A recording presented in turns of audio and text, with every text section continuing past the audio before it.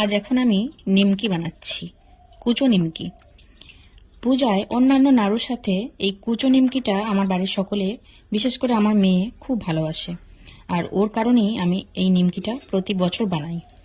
আমার মনে পড়ে ছোটবেলায় ও এই নিমকির একটা কোটোর সাথে নিয়ে বসতো, তার থেকে যতগুলো ইচ্ছা খেত। তো এক কোটো নিমকি মোটামুটি 2 দিন থেকে 3 দিনের মধ্যে ও শেষ করে ফেলতো। তো যতবারই নিমকি ভাজি আমার এই কথাগুলো খুব মনে পড়ে।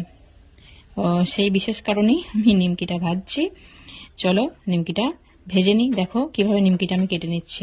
তোমরাও যারা নিমকি কাটার সময় অসুবিধা বোধ করো তারা এই পদ্ধতিতে কাটতে পারো, দেখবে অনেক সুবিধা হবে। ভালো মুচমুচে নিমকি হওয়ার আর একটা টেকনিক আমি তোমাদেরকে বলে রাখি। নিমকির ময়দাটা মাখার সময় অবশ্যই ময়নটা একটু বেশি দেবে, আর ভাজার সময় গ্যাসটা কমিয়ে আস্তে আস্তে ধীরে ধীরে ভাজবে। এতে নিমকি খেতে অনেক বেশি মুচমুচে হয়।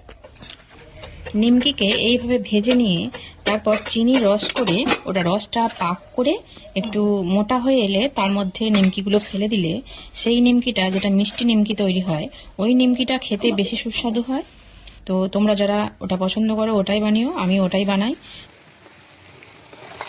এখন কুচো নিমকিগুলো চিনি রস করে তারপরে পাক করব, তার জন্য চিনি রসটা চাপিয়ে দিয়েছি।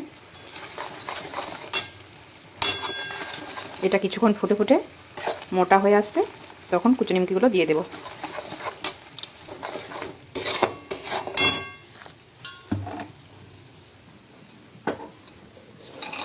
আসলে এক হাতে ক্যামেরা ধরে থেকে আর এক হাতে এইভাবে রান্নাবান্নার কাজ করা, তোমরা সকলেই বোঝো যে এটা খুবই কঠিন। নেহাত আমার একটু এসবে খুবই নেশা বলতে পারো, তো ওই কারণেই করি, না হলে এগুলো করা সম্ভব নয়। যাই হোক, এই ভিডিওটা তোমাদের যদি ভালো লেগে থাকে তো অবশ্যই একটা লাইক কমেন্ট করো। আর তোমাদের সাথে আমার আবার দেখা হচ্ছে পরের কোনো ভিডিওতে। ভালো থেকো সবাই।